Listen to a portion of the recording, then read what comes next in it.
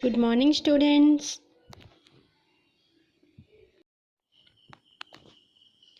सभी को शुभोदय बच्चों। हिंदी क्लास में आपका स्वागत है। आज हम 9वीं कक्षा से संबंधित बदले अपनी सोच पाठ पढ़ाएंगे। इससे पहले आपको यहाँ पर जो पिक्चर दिया गया है इसको देखना होगा। నేను 9th క్లాస్లో ఉండేటువంటి థర్డ్ లెసన్ బదిలే అప్నీ సోచ్ ఈరోజు మనం నేర్చుకుందాం.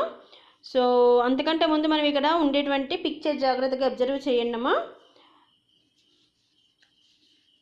फर्स्ट क्वेश्चन, चित्र में क्या दिखाई दे रहा है? योर फर्स्ट क्वेश्चन, चित्र में क्या दिखाई दे रहा है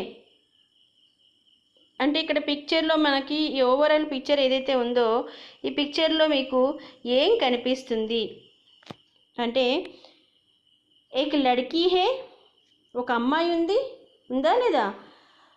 वह छात्र है అంటే తను ఒక वह छात्रा है. छात्र అంటే పుల్లింగ్ బాయ్ స్టూడెంట్, छात्रा అంటే गर्ल स्टूडेंट. ఓకేనా? సో यहाँ पर एक छात्रा है, ఒక गर्ल स्टूडेंट ఉంది. ఎందుకు స్టూడెంట్ అని అంటున్నామంటే उसके हाथों में उसके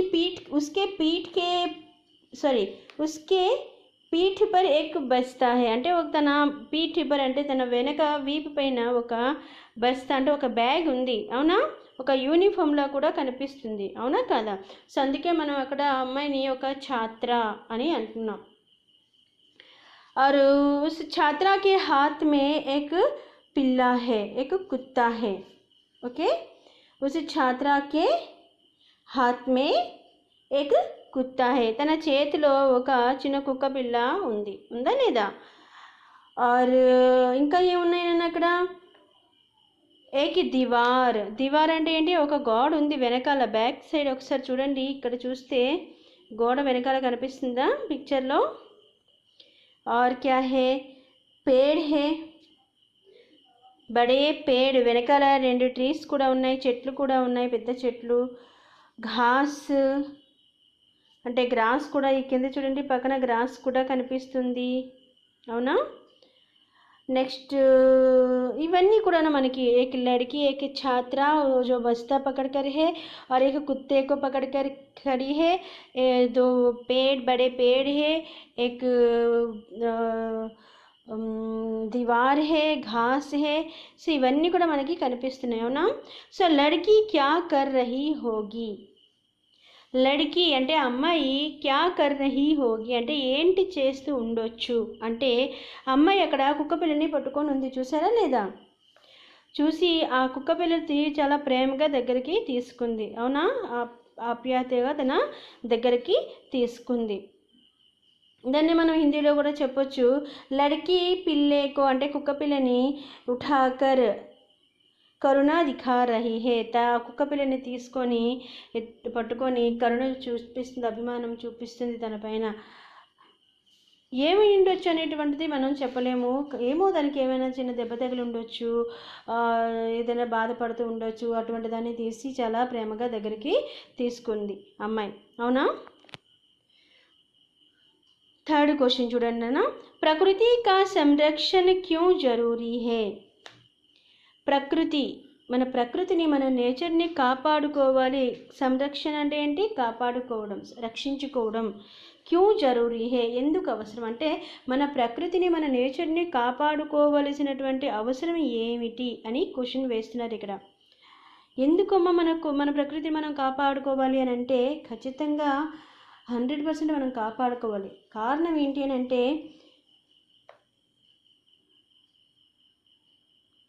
ప్రకృతి మే హీ హమ్ బస్తే హే, ప్రకృతిలోనే మనం జీవిస్తున్నాం, నివసిస్తున్నాం. ప్రకృతి కే ఆధార్ పర్ హమ్ బస్తే హే, ప్రకృతి పైన డిపెండ్ అయ్యే, నేచర్ పైన డిపెండ్ అయ్యే మనం జీవితాన్ని అనేటువంటిది గడుపుతున్నాం. ప్రకృతి కే బినా హమారా జీనా అసంభవ్ హే అంటే ప్రకృతి లేకుండా జీవించడం అనేటువంటిది అది అసాధ్యం, జరగనటువంటిది. ప్రకృతి అంటే ఏంటమ్మా? గాలి, స్వచ్ఛమైనటువంటి గాలి, నీరు, నిప్పు, ఇవి ఆకాశం, భూమి, ఈ ఎన్విరాన్మెంట్ ఏదైతే ఉందో ఇది లేకుండా మనం ఉండడం అని అంటే అది అసాధ్యం. గాలి లేకుండా మనం ఉండగలమానంటే, గాలి ఊపిరి పీల్చుకోకుండా మనం బ్రతకగలమా?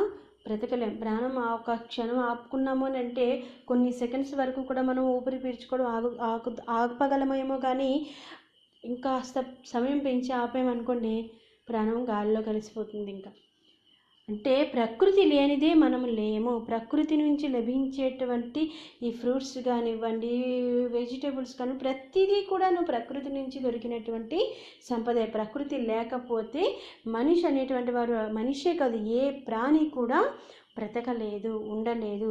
సో అటువంటి మనం దేని వల్ల అయితే మనం జీవిస్తున్నామో దాన్ని కాపాడుకోవలసినటువంటి బాధ్యత మనకి ఖచ్చితంగా ఉండి తీరాలి. బాధ్యతగా మనం రియలైజ్ అవ్వాలి, ఆ బాధ్యతగా మనం నడుచుకోవాలి. అర్థమైందానా? సో నెక్స్ట్ ఉద్దేశ్ ఇక్కడ చూడండి ఇచ్చారు. ఇక్కడ ఉద్దేశం ఏంటి ఇచ్చారు నాన్న? చూడండి, ప్రతి లెసన్కి కూడా మనకి ఏదో ఒక రీజన్ ఉంటుంది, ఒక మెసేజ్ ఉంటుంది మనం నేర్చుకోవడానికి. సో ఇక్కడ ఇచ్చేటువంటి మెసేజ్ ఏంటి అని అంటే, సర్వే జనః సుఖినో భవంతు.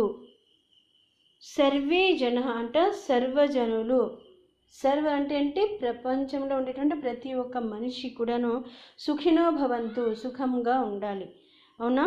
సర్వే జన సుఖినో భవంతు మనం తెలుగులోని ఇలాగే వాడుతూ ఉంటాము, హిందీలో కూడా అలాగే ఉంటుంది. దానికి మీనింగ్ ఒకటి, ప్రజలందరూ కూడా సుఖంగా ఉండాలి.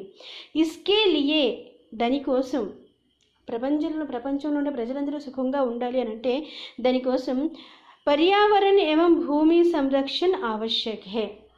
ప్రజలందరూ సుఖంగా ఉండాలి అని అంటే మన పర్యావరణాన్ని, మన ఎన్విరాన్మెంట్ని, అలాగే భూమిని, మన ఎర్త్ని సంరక్షించుకోవడం చాలా అవసరం.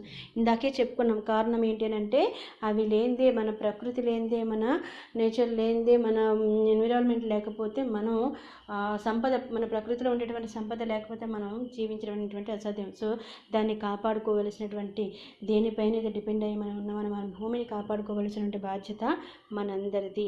ప్రకృతి సంరక్షణ మే హమ్ సబ్ అప్నీ అప్నీ జిమ్మేదారి నిభా సకే.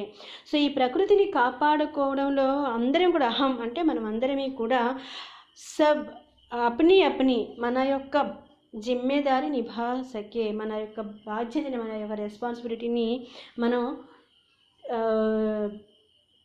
మన రెస్పాన్సిబిలిటీ ఏంటో మనం తెలుసుకొని ఆ బాధ్యతగా నడుచుకోవాలి అని మనకి ఒక చిన్న మెసేజ్ ఇస్తూ, ఒక ఎగ్జాంపుల్ చెప్తూ ఈ మెసేజ్ అనేటువంటిది ఇవ్వడం జరుగుతుంది. బదిలే అప్నీ సోచ్. బదిలే అంటే మార్చుకోవాలి. అప్నీ సోచ్ ఏంటి మార్చుకోవాలి? మన ఆలోచనని మార్చుకోవాలి. అంటే ఏంటి మన ఆలోచన కరెక్ట్ కాదా? ఇప్పుడు ఏంటి అసలు జరుగుతున్నది ఏంటి, జరగబోయేది ఏంటి, ఇదంతటినీ కూడా అసలు ఇది ఏంటి అనేటువంటిది, ఎందుకు మన ఆలోచన మార్చుకోవాలి, ఏ విధంగా మన ఆలోచన మార్చుకోవాలి అనేటువంటిది మన లెసన్లోకి వెళ్ళి తెలుసుకునే ప్రయత్నం చేద్దాం. మనకి బదిలే అప్నీ సోచ్ అనేటువంటి లెసన్ ఏదైతే ఉందో ఇది ఒక భాషణ లేఖ, అంటే ఇది ఒక స్పీచ్ అన్నమాట. ఓకే, ఒక స్పీచ్ ఇచ్చేటప్పుడు ఎలాగైతే ఉంటుందో ఆ స్పీచ్ని ఇక్కడ తీసుకొని ఈ లెసన్ మనకి ఇవ్వడం జరిగింది. సో నెక్స్ట్ పేజ్కి వెళ్ళే ముందు ఇక్కడ మనకి ఛాత్రం కే లియే సూచన అయ్యే చూద్దాం. ఇక్కడ ఛాత్రం కే లియే సూచన అయ్యే, ఇది మీకు తెలుసు ప్రతి లెసన్లో కూడా ఉండేటువంటిది. ఎందుకు ప్రతి లెసన్లో ఉన్నా సరే మళ్ళీ చెప్తున్నారంటే డెఫినెట్గా మనం చెప్తే వింటారు తప్ప చెయ్యరు. అది ఆచరిస్తేనే దానికి యొక్క రిజల్ట్ అనేటువంటిది మనకు ఉంటుంది. ఆచరించడం అంటే ఏంటి? ఏ వర్డ్స్ అయినా సరే, ఏ లెసన్లో సరే కొత్త వర్డ్సే వస్తూ ఉంటాయి. సో ఆ వర్డ్స్ ప్రతిసారి కూడా మనం సేమ్ రూల్ ఫాలో అవుతూ డిక్షనరీ వెతకడం కానీ, ఫ్రెండ్స్తో డిస్కస్ చేయడం కానీ ఇవన్నీ కూడా చేస్తూ ఉండాలి. ఖచ్చితంగా ఎవ్రీ లెసన్కి చాలా ఇంపార్టెంట్. అందుకే మళ్ళీ మీకు పదే రిపీట్ చేసి చెప్పడం అనేటువంటిది చేయడం జరుగుతుంది ఇక్కడ. సో छात्रों के लिए सूचना ये पाठ पढ़िए, नए शब्द और वाक्य रेखांकित कीजिए. న్యూ వర్డ్స్ అండ్ సెంటెన్సెస్ ఏమైనా ఉంటాయో చక్కగా అండర్లైన్ చేసుకోవాలి లెసన్ చదువుతూ. నయే శబ్దం और वाक्यों के बारे में मित्रों से चर्चा कीजिए. న్యూ వర్డ్స్ సెంటెన్సెస్ ఏమైనా ఉంటే అవి మీ ఫ్రెండ్స్తో డిస్కస్ చేయడం, లేదంటే ఇప్పుడు మనకు అలాంటివి జరగవు కాబట్టి మనం ఫోన్ కాల్స్ ఎలాగా యూజ్ చేసుకుంటున్నాం అనుకోండి, మీ టీచర్తో డిస్కస్ చేయండి. అదర్వైజ్ ఇంకా మ్యాక్సిమం శబ్దకోశ అంటే డిక్షనరీ అనేటువంటిది అలవాటు చేసుకోవాలి. మనం ప్రతిసారి కూడా డిక్షనరీ మెయింటైన్ చేయడం అనేటువంటిది డెఫినెట్గా మనకి అలవాటు అయి ఉండాలి. నయే శబ్దంకి అర్థ శబ్దకోశ్ మీ ఢూంఢియా. సో న్యూ వర్డ్స్ ఏమైనా ఉంటే వాటి మీనింగ్స్ ఏంటి అనేటువంటిది మనం డిక్షనరీలో వెతికే ప్రయత్నం చేయాలి. Okay, this is only for students. Next మనం ఇక్కడికి వెళ్ళే ముందు చూడండి, ఇక్కడ లెసన్లోకి మనం వెళ్ళేటప్పుడు ఇక్కడ ఒక అమ్మాయి ఏంటనేటువంటిది ఒక స్పీచ్ అని చెప్పుకున్నాం. ఇది స్పీచ్ అనేటువంటి భాషణ లేఖ అని చెప్పుకున్నాం. సో ఒక స్టేజ్ పైన ఉండేటువంటి ఒక అమ్మాయి ఇచ్చేటువంటి స్పీచ్ ఎలాగుందో అనేటువంటిది మనం ఇక్కడ తెలుసుకునే ప్రయత్నం చేద్దాం. ఓకే,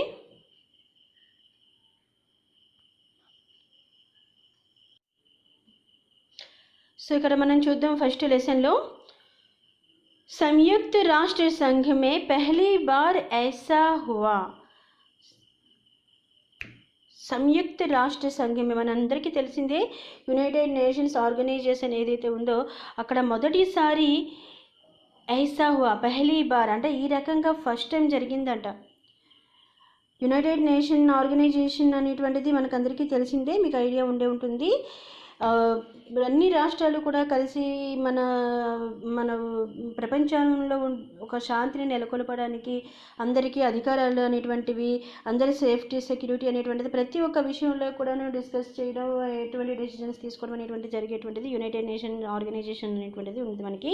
సో అక్కడ మొదటిసారి ఈ రకంగా జరిగిందంట. ఏంటి జరిగింది అని అంటే 13 वर्ष की एक लड़की ने सभी को सोचने पर मजबूर कर दिया. 13 वर्ष की एक लड़की ने 13 ఇయర్స్ ఏజ్ కలిగినటువంటి ఒక అమ్మాయి, ఒక గర్ల్ సభీకో సోచనే పర్ మజ్బూర్ కర్ దియా, ప్రతి ఒక్కరిని కూడాను ఆలోచించవలసిందే అనేటువంటి పరిస్థితికి తెచ్చేసిందంట. ఏంటి ఆలోచన? కిసీ కే పాస్ భీ ఉస్కే సవాలోం కా జవాబ్ నహీ థా. ఆ స్పీచ్లో తను వేసేటువంటి క్వశ్చన్స్కి ఎవరి దగ్గర కూడా ఆన్సర్ లేకుండా అయిపోయిందంట. అప్నే సవాలోం సే సబ్కో సోచనే పర్ మజ్బూర్ కర్నే వాలీ అంటే అప్నే సవాలోం సే తన క్వశ్చన్స్తో సబ్కో సోచనే పర్ అందరినీ కూడా ఆలోచించే విధంగా మజ్బూర్ కర్నే వాలి, ఇంకా కాన్వర్ట్ చేసినటువంటి సిచ్యువేషన్ తెచ్చినటువంటి ఉస్ లడ్కీ కా నామ్, ఆ అమ్మాయి పేరు యుగరత్న శ్రీవాస్తవ్ హే. ఏంటి అమ్మాయి పేరు? యుగరత్న శ్రీవాస్తవ్. అంటే యుగరత్న శ్రీవాస్తవ్ 13 ఇయర్స్ ఏజ్ కలిగినటువంటి ఒక అమ్మాయి. తను ఈ యునైటెడ్ నేషన్ ఆర్గనైజేషన్లో ఒక స్పీచ్లో తను అడిగినటువంటి క్వశ్చన్స్ ఎలా ఉండిందంటే ఎవరికి కూడాను తను వేసిన క్వశ్చన్స్కి ఆన్సర్స్ ఇవ్వలేని పరిస్థితి, ఆలోచనలో పడేసిందట తను వేసినటువంటి క్వశ్చన్స్. శ్రీవాస్తవ్ హే ఓకే, భారత్కి ఇస్ లాడ్లీ పర్ సబ్కో గర్వ హే. భారతదేశానికి చెందినటువంటి ఈ ముద్దు బిడ్డ అయినటువంటి అందరికీ ప్రియమైనటువంటి ఈ అమ్మాయి, ఈ అమ్మాయి అంటే ప్రతి ఒక్కరికి గర్వకారణమే. అటువంటి ఆ యునైటెడ్ నేషన్ ఆర్గనైజేషన్లో వేసినటువంటి క్వశ్చన్స్ మన భారతదేశంలో ఇంత గొప్ప ఆ 13 ఇయర్స్ ఏజ్లో తను అక్కడ పార్టిసిపేట్ చేయడం అని అంటే అది మన భారతదేశానికి, అది భారతదేశానికి చెందినటువంటి ఒక అమ్మాయి అని ఉండడం భారతీయులందరూ కూడా గర్వించదగినటువంటి విషయమే. ఇక్కడ చూడండి, సితంబర్ 2009 में संयुक्त राष्ट्र संघ में युगरत्ना श्रीवास्तव ने भाषण देते हुए इस तरह कहा. सितंबर 2009 సెప్టెంబర్ 2009లో సంయుక్త రాష్ట్ర సంఘమే యునైటెడ్ నేషన్ ఆర్గనైజేషన్లో జరిగినటువంటి మీట్లో యుగరత్న శ్రీవాస్తవ్ నే భాషణ్ దేతే హుయే 13 वर्ष అంటే 13 సంవత్సరాలు కలిగినటువంటి యుగరత్న శ్రీవాస్తవ్ అమ్మాయి అయితే ఉందో తను స్పీచ్ ఇస్తూ ఇస్ తరా కహా, ఈ రకంగా అనిందంట స్పీచ్లో. ఏంటని? హిమాలయ పిఘల్తా జా రహా హే, హిమాలయాలు పిఘల్తా కరిగిపోతున్నాయి. హిమాలయాలు కరిగిపోతే ఏంటవుతుంది? నీటి శాతం ఎక్కువైపోతుంది. అవునా? కదా కరుగుతున్నాయి అని అంటే దానికి అర్థం ఏంటి? హీట్ ఎక్కువ అవుతుంది. ధ్రువీయ భాలు మర్తే జా రహే హే. ధ్రువీయ భాలు, ధ్రువపు ఎలుగుబంట్లు. భాలు అంటే ఏంటి? ఎలుగుబంట్లు. ఒక జాతి అరుదుగా దొరికేటువంటి జాతి కలిగినటువంటి ఎలుగుబంట్లు. మర్తే జా రహే హే, చనిపోతున్నాయి అవి కూడాను. అంటే ఇంకా కొద్ది ఇలాగే జరుగుతూ ఉంటే కనుమరుగైపోతాయి అవి కూడా, నా జాతి కూడా లేకుండా పోతుంది. हर 5 में से 2 व्यक्तियों को पीने का साफ पानी नहीं मिलता. हर 5 में से, ప్రతి 5 మెంబర్స్లో 5గురిలో 2 వ్యక్తియోంకో, ఒక ఇద్దరికి, అంటే 5గురు ఉన్నారు అని అంటే 5గురికి కూడాను వాటర్ దొరకట్లేదట. అందరికీ దొరుకుతుంది అనేటువంటి మాట లేదు. అంటే ప్రతి 5గురిలో 2 వ్యక్తియోంకో, కనీసం ఇద్దరికైనా సరే పీనే కా సాఫ్ పానీ నహీ మిల్ రహా హే, త్రాగడానికి డ్రింకింగ్ వాటర్ అనేటువంటిది, స్వచ్ఛమైనటువంటి నీరు అనేటువంటిది దొరకట్లేదు ఇప్పుడు ఉండేటటువంటి పరిస్థితిలో. आज हम उस पेड़ पौधों को खोने की कगार पर है जो लुप्त होते जा रहे हैं. आज हम అంటే ఈరోజు మనము ఉన్ పేడ్ పౌధోంకో ఖోనేకా, కొన్ని ఒక విలువైనటువంటి చెట్లు ఏవైతే ఉన్నాయో, ట్రీస్ ఏవైతే ఉన్నాయో వాటన్నిటినీ కూడాను పోగొట్టుకునేటువంటి చివరి దశలో ఉన్నాం. జో లుప్తు హోతే జా రహా హై, ఇప్పటికీ అవి ఎక్కడో కనిపించుకొని కనుమరుగైపోయి ఉన్నాయి. కొన్ని రకాలైనటువంటి చెట్లు, విలువైనటువంటి ఔషధ గుణాలు కలిగినటువంటి చెట్లు ఏవైనా సరే. आज हम प्रशांत महासागर के पानी का स्तर बढ़ता ही जा रहा है. సో పసిఫిక్ ఓషియన్లో కూడాను పానీ కా స్థర్, నీటి శాతం అనేటువంటిది బడతా హీ జా రహా హే, పెరిగిపోతుంది. పసిఫిక్ ఓషియన్లో కూడాను వాటర్ లెవెల్ అనేటువంటిది పెరిగిపోతుందంట. సముద్రం పెరిగింది అని అంటే దానికి అర్థం ఏంటి? ప్రళయం ముందు ఉన్నట్టే కదా సూచనలు. क्या हम अपने भविष्य की पीढ़ी को यही देने जा रहे हैं? क्या हम ఏంటి మనం अपने भविष्य की पीढ़ी को, మన ఫ్యూచర్ జనరేషన్, భవిష్య అంటే ఫ్యూచర్లో, ఫ్యూచర్ జనరేషన్ అంటే నెక్స్ట్ జనరేషన్, పీఢీ అంటే ఏంటి? నెక్స్ట్ జనరేషన్ వాళ్ళకి యహీ దేనే జా రహే హే, ఇదే ఇవ్వడానికి వెళ్తున్నామా, ఇదే ఇవ్వబోతున్నామా, అంటే ఇటువంటి నేచర్ని ఇవ్వడానికి సిద్ధంగా ఉన్నామా? బిల్కుల్ నహీ, అస్సలు లేదు, అస్సలు కాదు. हमारे पूर्वजों ने हमें स्वच्छ और स्वस्थ ग्रह दिया था. हमारे पूर्वजों ने, మన పూర్వీకులు ఎవరైతే ఉన్నారో అంటే మన వాళ్ళు, మన పూర్వీకులు, మన ముందు జనరేషన్ వాళ్ళు, హమే అంటే మనందరినీ కూడాను స్వచ్ఛ और स्वस्थ, స్వచ్ఛ క్లీన్ అండ్ స్వస్థ్ హెల్దీ గ్రహ దియాథ. గ్రహ అంటే గ్రహం, మనం ఉండేటువంటి భూమి కూడా ఒక గ్రహమే కదా. ఒక ఆరోగ్యవంతమైనటువంటి, ఒక స్వచ్ఛమైనటువంటి, ఒక ఆరోగ్యవంతమైనటువంటి గ్రహాన్ని మనకు అందించారు మన పూర్వీకులు. और हम क्या कर रहे हैं, మనం దాన్ని ఏం చేస్తున్నాం? ఎందుకు వాళ్ళు మనకి ఒక స్వచ్ఛమైనటువంటి, ఒక ఆరోగ్యవంతమైనటువంటి గ్రహాన్ని మనకు అందించారని ఎందుకు అంటున్నారు అంటే, మన వాళ్ళు ఎంతో స్వచ్ఛమైనటువంటి జీవితాన్ని గడిపినటువంటి వాళ్ళు, ఎటువంటి కాలుష్యం లేనటువంటి, ఎటువంటి ఫెసిలిటీస్ లేకుండా స్వచ్ఛమైనటువంటి గాలి పీలుస్తూ అంతా కూడాను పరిశుభ్రమైనటువంటి జీవితాన్ని గడిపినటువంటి వాళ్ళు. మన ఎర్త్ని, మన ఎన్విరాన్మెంట్ని కూడాను అంత జాగ్రత్తగా కాపాడుకొని పచ్చదనాన్ని కాపాడుకుంటూ జీవితాన్ని గడిపేటువంటి వాళ్ళు మన పూర్వీకులు. వాళ్ళు ఇప్పటికీ దానికి కారణం, దానికి ఒక ఎగ్జాంపుల్గా చెప్పాలంటే, వాళ్ళు ఈ ఏజ్లో, ఇప్పుడు ఉండేటువంటి ఓల్డ్ ఏజ్లో వాళ్ళు ఎంత హెల్తీగా ఉన్నారో అంతకంటే దారుణమైనటువంటి హెల్త్ ప్రాబ్లమ్స్ ఇప్పుడు ఉండేటువంటి జనరేషన్ వాళ్ళకు ఉంది. దానికి కారణం ఏంటి అంటే, మన స్వచ్ఛమైనటువంటి వాతావరణంలో బ్రతకడం వాళ్ళు చేసుకునేటువంటి అదృష్టం. సో వాళ్ళైతే మనకి ఒక ఆరోగ్యవంతమైనటువంటి, ఒక స్వచ్ఛమైనటువంటి ఒక గ్రహాన్ని, మన భూమిని, మన ఎన్విరాన్మెంట్ మనకి అందించారు. కానీ మనము, అందుకే అక్కడ అన్నారు, ఆ మాట కోసమే అక్కడ అంటున్నారు, हमारे पूर्वजों ने हमें स्वच्छ और स्वस्थ ग्रह दिया था और हम क्या कर रहे हैं. మన పూర్వీకులు మనకి ఆరోగ్యవంతమైనటువంటి, స్వచ్ఛమైనటువంటి ఒక గ్రహాన్ని, ఒక భూమిని, మన ఎన్విరాన్మెంట్ మనకి ఇచ్చినప్పటికీ కూడా మనమేం చేస్తున్నాం? हम अपने भविष्य की पीढ़ी को प्रदूषित और बिगड़ी हुई धरती देने जा रहे हैं. మనం మన నెక్స్ట్ జనరేషన్ వాళ్ళకి ప్రదూషిత అంటే పొల్యూట్ అయినటువంటి బిగడి పూర్తిగా నాశనం అయిపోయినటువంటి ఒక ధరతి, ఒక ఎర్త్ని, ఒక భూమిని మనం మన నెక్స్ట్ జనరేషన్ వాళ్ళకి ఇవ్వబోతున్నాం. ఫ్యూచర్ కోసం ఆలోచిస్తే అదే జరగబోతుంది. క్యా ఐసా కర్నా ఠీక్ హే? అది అసలు కరెక్టా? ఇలా చేయడం అనేటువంటిది కరెక్టా? సోచో, ధ్యాన్ లగాకర్ సోచో, ఆలోచించండి జాగ్రత్తగా, ధ్యాన్ లగాకర్ కాన్సన్ట్రేషన్తో ఆలోచించండి అంటూ చెప్తుందంట తన స్పీచ్లో. ఆదరణీయ సభాజనం, రెస్పెక్టెడ్ అంటే అక్కడ అందరినీ కూడాను, ఆ సభలో ఉండేటువంటి సభ్యులందరినీ కూడాను సంబోధిస్తూ అంటుంది. ఆదరణీయ సభాజనం, ఆదరణీయ సభలో ఉండేటువంటి జనులందరూ अब समय आ गया है कि हम कुछ कदम उठाए. ఇప్పుడు సమయం వచ్చింది ఏంటి, మనం ఏదో ఒక స్టెప్, కదం ఉఠాయి అంటే ఒక అడుగు ముందుకు వేయవలసినటువంటి సమయం వచ్చింది. हमें अपनी धरती बचानी होगी.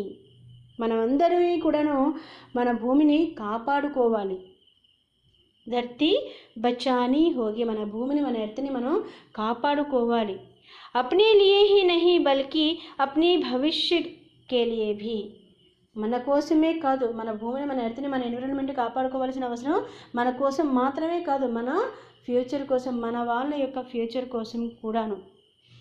यह काम यहाँ नहीं होगा तो कहाँ होगा. ఈ మార్పు అనేటువంటిది ఇక్కడ జరగకపోతే ఇంకెక్కడ జరుగుతుంది? ఎందుకు ఇక్కడ జరగకపోతే అని అంటుంది? ఎక్కడ కదా ఇది డిస్కషన్ ఎంత జరుగుతుంది? యుఎన్ఓలో కదా జరుగుతున్నటువంటిది, సంయుక్త రాష్ట్ర సంఘ, యునైటెడ్ నేషన్ ఆర్గనైజేషన్లో ఇవన్నీ క్వశ్చన్స్ అన్ని లేపుతున్నారు. సో ఆ మార్పు ఇక్కడ జరగకపోతే ఎక్కడ జరుగుతుంది? నెక్స్ట్, अब नहीं होगा तो कब होगा. ఇప్పుడు జరగకపోతే ఇంకెప్పుడు జరుగుతుంది? అండ్ हम नहीं करेंगे तो कौन करेगा. ఈ మార్పు అనేటువంటిది మనము చెయ్యకపోతే, ఈ అడుగు అనేటువంటిది, ఒక స్టెప్ అనేటువంటిది, ముందు అడుగు అనేటువంటిది మనం వేయకపోతే ఇంకా ఎవరు వేస్తారు? 3 క్వశ్చన్స్. यह काम यहाँ नहीं होगा तो कहाँ होगा. ఇక్కడ అవ్వకపోతే ఇంకెక్కడ జరుగుతుంది? अब नहीं होगा तो कब होगा. ఇప్పుడు జరగకపోతే ఇంకెప్పుడు జరుగుతుంది? నెక్స్ట్, हम नहीं करेंगे तो और कौन करेगा. మనమే చేయకపోతే ఇంకెవరు ఆలోచిస్తారు, ఇంకెవరు చేయగలరు అంటూ हमारा आपसे निवेदन है, అందరికీ రిక్వెస్ట్ చేసింది తను.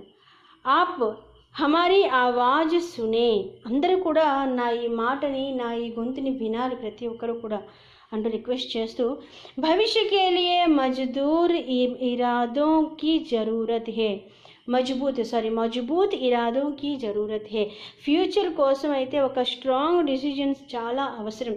ఫ్యూచర్ని మన చేతిలో, ఫ్యూచర్ని కాపాడుకోవాలి అని అంటే ఫ్యూచర్ని కాపాడుకోవాలంటే ఫ్యూచర్లో ఉండేటువంటి ప్రజలని, నెక్స్ట్ జనరేషన్ వాళ్ళందరూ కూడాను సేఫ్గా హెల్తీ లైఫ్ అనేటువంటిది గడపగలగాలి అని అంటే మజబూత్ ఇరాదోంకి జరూరతే, ఒక స్ట్రాంగ్ డెసిజన్ అనేటువంటిది చాలా అవసరం. మజబూత్ నేతృత్వకి జరూరత్ హే. ఇరాదోంకి మజబూత్ నేతృత్వం అంటే ఒక స్ట్రాంగ్ లీడర్షిప్ అనేటువంటిది కూడా చాలా అవసరం. ఎందుకు అని అంటే ప్రతిసారి ఇక్కడ మనకి చెప్తూ ఉంటారు, ఏదైనా సరే ఒక డెసిషన్ తీసుకోవడం, ఒక గవర్నమెంట్ ఒక రూల్ పాస్ చేసింది అని అంటే గవర్నమెంట్ పాస్ చేయడం వరకే, తర్వాత చేయవలసింది ఎవరైనా అది ఎంతవరకు పాస్ చేయడం అని అంటే అది అక్కడితో అయిపోయినట్టు కాదు, దాన్ని కరెక్ట్గా ఫాలో అవుతున్నారా లేదా, ఆ రూల్ పాస్ అయిందని అంటే అది కరెక్ట్గా ప్రతి ఒక్కరు ఫాలో అవుతున్నారా లేదా అనేటువంటిది లీడర్షిప్ కూడా చాలా అవసరం. అబ్జర్వేషన్ అనేటువంటిది చాలా అవసరం. అప్పుడే అది ఆ రూల్ పాస్ చేయడానికి తగినటువంటి బెనిఫిట్ అనేటువంటిది, అది ఎందుకు జరిగింది అనేటువంటిది, దానికి కరెక్ట్ రిజల్ట్ అనేటువంటిది మనకి వస్తుంది. అంతేగాని అక్కడితో ఆగిపోతే ఎవరు ఏం చేస్తున్నారో తెలియకపోతే అది వేస్ట్ అవుతుంది, ఆ వర్క్ అనేటువంటిది వేస్ట్ అవుతుంది, ఆ డెసిజన్ అనేటువంటిది వేస్ట్ అవుతుంది. అందుకే ఒక స్ట్రాంగ్ డెసిజన్ అనేటువంటిది చాలా అవసరం. At the same time strong leadership కూడా చాలా అవసరం. అందుకే అంటారు మజబూత్ నేతృత్వకి జరూరత్ హే. స్ట్రాంగ్ లీడర్షిప్ కూడా చాలా అవసరం. ఓకే. నెక్స్ట్ మనం ఇంతవరకు చూద్దామమ్మా. నెక్స్ట్ క్లాస్లో మనం కంటిన్యూ చేద్దాం. ఈరోజు ఎంతవరకు అయితే చెప్పానో అది టెక్స్ట్ బుక్ అయితే రీడింగ్ జాగ్రత్తగా చేసుకోండి నాన్న. Okay, thank you for watching.